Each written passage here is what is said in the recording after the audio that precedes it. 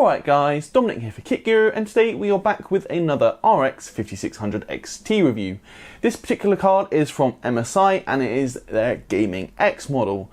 So this is a high-end card from MSI. It uses the same cooler as found on their RX 5700 series cards, and it also comes with a high price, retailing for just under £330 here in the UK. That being said, the most interesting feature about this card actually brings us back to the whole AMD BIOS situation. That's because despite AMD allowing its partners to release updated BIOS to enable their own cards to run at 14 gigabit per second memory, the MSI Gaming X, even after receiving a new BIOS, still runs its memory at stock speeds or 12 gigabits per second. The reason for this is that it essentially seems that MSI can't guarantee that all of its Gaming X cards are going to be stable with 14 gigabit per second memory. In actual fact, MSI told us that they don't even want a 1% chance that some faults might arise down the line due to the cards running at 14 gigabits per second when they were initially only meant to be spec'd at 12 gigabits per second. So that is certainly admirable on MSI's behalf. They don't want the customers to run into any issues with the card if it had been flashed to a 14 gigabit per second memory BIOS. However, the obvious downside is that we have actually seen other 5600 XTs that can do 14 gigabit per second. We've already reviewed the Sapphire Pulse as well as the Gigabyte Gaming OC. So in this review, we are essentially asking the question, just how much of a performance difference does that memory speed actually make, and is the Gaming X worth buying? Well, to answer that question, we're going to start off with a look at the card's gaming performance. We're going to come to a look at the design as well as the thermal acoustic testing later on, but right now I really want to dive into the benchmarks. So in this video, we're going to be showing you some select 1080p and 1440p benchmarks. We do have a whole range of benchmarks over at kitguru.net, so if you want to check out every game we tested at 1080p, 1440p and 4K, you can do so over there. It's also worth mentioning, just before we dive into the results, that for the Sapphire Pulse 5600 XT, we actually have two entries. The first is the card when tested with its original BIOS, which means 12 gigabit per second memory and a 1620 MHz boost clock. And then the second entry is the Pulse when tested with its updated BIOS, so that means 14 gigabit per second memory and a 1750 MHz boost clock. With that out of the way, let's dive into the results. Our first game of the day is Battlefield 5, and here at 1080p we see the Gaming X coming in 6% slower than the Sapphire Pulse 5600 XT with its updated BIOS. Additionally, the card is also 2% slower than the RTX 2060. Compared to the Sapphire Pulse using its old BIOS, the Gaming X is still 2% faster thanks to its higher core speed. At 1440p now, the slower memory speeds do seem to make a little bit more of a difference, as the Gaming X is now 7% slower than the Pulse and also 3% slower than the RTX 2060. Compared again to the Pulse with its original BIOS, the Gaming X is 3% faster, again due to its higher clock speed. As for the Division 2, here we can see slightly more favourable results for the Gaming X, as it would seem this game responds better to increased GPU speed as opposed to increased memory speed. At 1080p for instance, the Gaming X is just 4% slower than the Pulse with its new BIOS, and when compared to the Pulse using the old BIOS, MSI's card is actually 6% faster. At 1440p, those margins of difference are exactly the same, so the Gaming X is still performing closer to the Pulse with its updated BIOS than it is to the Pulse using the old BIOS. F1 2019 sees the Gaming X6 pretty much right in the middle of the other 5600 XTs. At 1080p, the Gaming X is 5% faster than the Pulse with the old BIOS, while it is also 5% slower than the Pulse when using its new BIOS. At 1440p as well, the Gaming X is still 5% ahead of the Pulse using 12 gigabit per second memory, but now the MSI card is 4% slower when compared to the Pulse using the new BIOS. It is also 4% faster than the RTX 2060 at this resolution. Moving on now to Gears 5, which is itself actually an AMD title. Here we see the Gaming X fall further behind the other 5600 XTs which are running 14 gigabit per second memory. At 1080p for instance, the Gaming X is 6% slower than the Pulse using its updated BIOS, but compared to the Pulse running 12 gigabit per second memory, the MSI card is still 4% faster. These margins do change slightly at 1440p, as here we can see the Gaming X is just 3% faster than the Pulse using the old BIOS, while it is also now 7% slower than the Pulse with 14 gigabit per second memory. Red Dead Redemption 2 is another new title we're going to look at here. So starting at 1080p, we can see the Gaming X holds a 4% performance lead over the Pulse running the old BIOS, once again thanks to its higher GPU boost clock. Updating the BIOS on the Pulse, however, pushes that Sapphire card into another 6% lead over the MSI Gaming X. At 1440p as well, the Gaming X is just 3% faster than the Pulse with 12 gigabit per second memory, while it is once more 6% slower than the other two 5600 XTs running 14 gigabit per second memory. Finally, we come to Total War 3 Kingdoms. This sums up the performance differences of all our 5600 XT models very well, as the Gaming X is once more 6% slower than the Pulse when tested with 14 gigabit per second memory. Compared to the Pulse when tested with its 12 gigabit per second memory, MSI's 5600 XT is 4% faster. Upping the resolution to 1440p sees the Gaming X fall further behind the Pulse when tested with its new BIOS, as that card has a 7% performance advantage. Compared once more to the Pulse with its original BIOS, the Gaming X is now just 3% faster.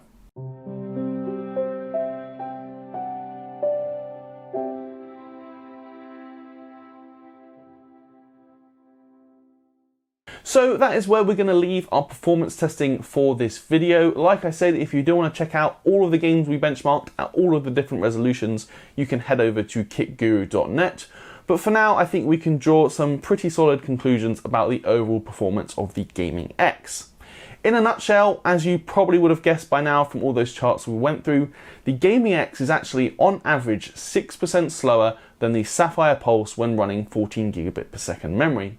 If we compare the Gaming X against the Pulse when using its original BIOS, so 12 gigabit per second memory, there we can see the Gaming X is on average 4% faster, which is due to its increased GPU clock speed. However, we can see that the jump from 12 gigabit per second memory up to 14 gigabit per second memory does make a fair amount of difference, which explains why the Gaming X is coming in 6% slower than the Sapphire Pulse using its latest BIOS.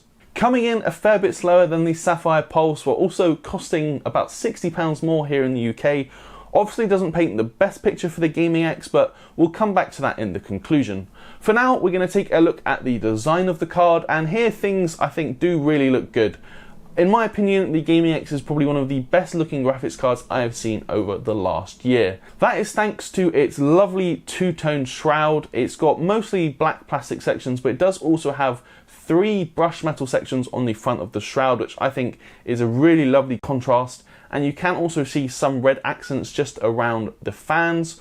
Obviously, cards have been getting more colour neutral in the last year or two, but MSI's Gaming X was traditionally always a black and red card, so in my opinion at least, it is nice to see some of that kind of heritage still here with the Gaming X. While on the topic of the shroud, we can also get a look at the card's 2 fans. These are large 100mm fans using MSI's Torx 3.0 design.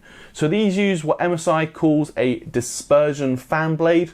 So essentially that means there's a little curve in the fan blade itself, which MSI claims should help increase overall airflow pressure down onto the heatsink, but we'll save our talk for thermals later on. It is also worth touching on the card's dimensions, as it is not small. It actually measures in at 297 by 140 by 58 millimeters. So it's almost 30 centimeters long, and it's going to take up effectively 3 slots in your case. So as always, definitely worth checking that this card will fit in your chassis. Other things to point out with this card include the MSI logo on the front side. So this is the only RGB zone on the Gaming X. It's not that large, so it's not going to be a really in-your-face RGB implementation, but obviously it does just give you that option to customize the card if you wish, but then again, you can always turn the RGB LEDs off if that is your preference. As for the backplate now, this is a full-length design and it is made of aluminium, so it both looks and feels very premium.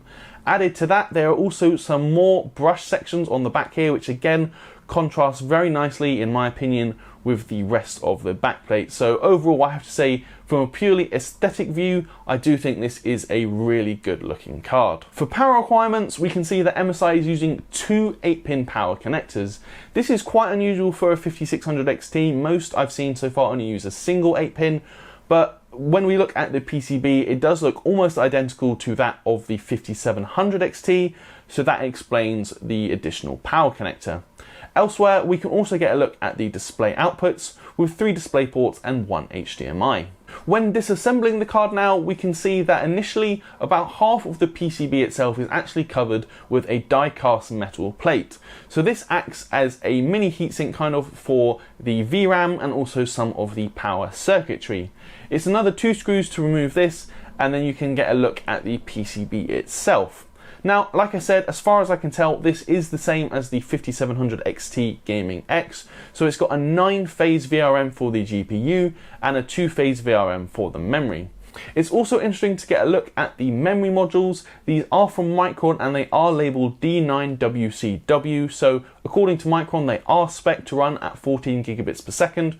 But like we said, MSI is only rating the Gaming X with 12 gigabit per second memory just to avoid any potential issues with the increased memory speed. Finally, we can also get a look at the cooler, which is a very beefy unit. It's comprised of 2 separate fin stacks which are connected by 6 heat pipes. 5 of these measure 6mm and the other one is 8mm. The GPU die contacts with a nickel-plated copper plate, while there is also a separate cold plate for the VRM as well.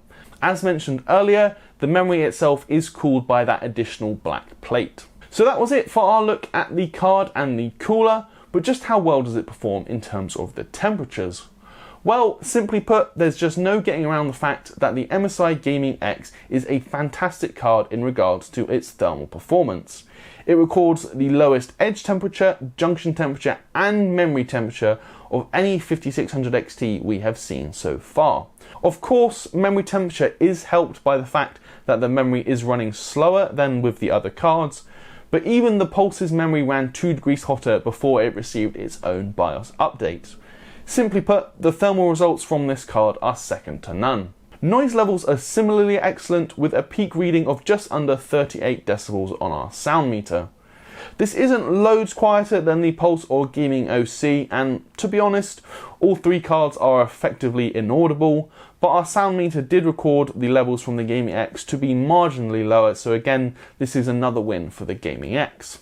Just to give some context for those noise results, that was with the fan spinning at around 35%, which works out at just over 1000 RPM, so very, very slow, and like we said, very, very quiet.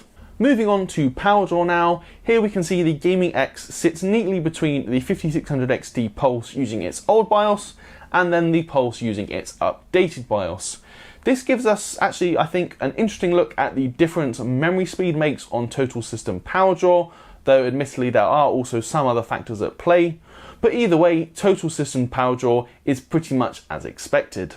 Lastly, we're also going to look at manual overclocking. So the other 2 5600 XTs we've reviewed basically saw 2 to 4% performance gains from manual overclocking, as getting the updated BIOS effectively reduces that overclocking headroom to basically nothing. The Gaming X, however, with its lower clocked memory, should theoretically mean we've got a lot more space to move into. So actually what we found with this card, we were able to overclock the memory from 12 gigabit per second all the way up to 14.88 gigabits per second. The GPU clock as well, we were able to max out at 1820 megahertz. This isn't a huge overclock in terms of the GPU frequency, but like we said, it really is that memory overclock which brings us some big gains. When testing F1 2019, for instance, we saw a 9% improvement in average frame rate, while Gears 5 also saw average frame rates improve by 10%. Lastly, Metro Exodus also saw an 8% performance improvement, so clearly manually overclocking this card with the lower clock memory to begin with can yield some significant gains. Those manual overclock results, I think, do bring us neatly back to the introduction of this video, bringing us back to the topic of the memory speed. I personally thought it was quite interesting that although MSI can't guarantee that all of its cards are going to be able to run at 14 gigabits per second, my card was able to do it no problem.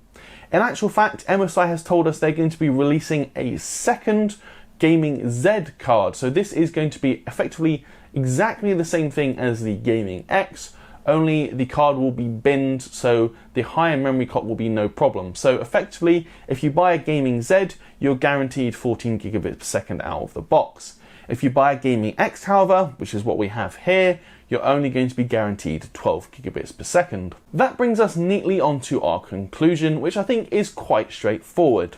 Simply put, due to the fact that the Gaming X does have slower memory out of the box, it performs on average 6% slower than the Sapphire Pulse. Additionally, the Gaming X is also £60 more expensive at the time of filming. Currently, the Sapphire Pulse retails for £270, while the Gaming X retails for £330. In my view, that does make things very simple. Regardless of how good the cooler is and how quiet the Gaming X is, you're simply not going to pay more money for a slower card. Even if the Gaming X did have 14 gigabit per second memory out of the box, I still think asking £60 more than the Sapphire Pulse is just far too much. The Gaming X may have a better cooler, but the Sapphire Pulse is still a decent card as we found in our testing. Ultimately, if you are looking for an RX 5600 XT, I do think MSI needs to, take fairly significant price cuts for the Gaming X. If they're not going to be able to guarantee 14 gigabit per second memory, it does need to be significantly cheaper to be able to compete with something like the Sapphire Pulse, which at £270 is both cheaper and faster. Anyway guys, that is going to do it for this review. Toss us a thumbs up if you enjoyed it. Leave me a comment down below. Have you already bought a 5600 XT? And if so, which one did you buy? I'd love to hear your thoughts. Additionally, if you like this t-shirt I've been wearing, you can check out a link to our merch store down below. And would also love to chat with you guys on Discord, so you can find an invite link for that in the description. Finally, it would also be awesome if you guys would consider checking us out on Patreon.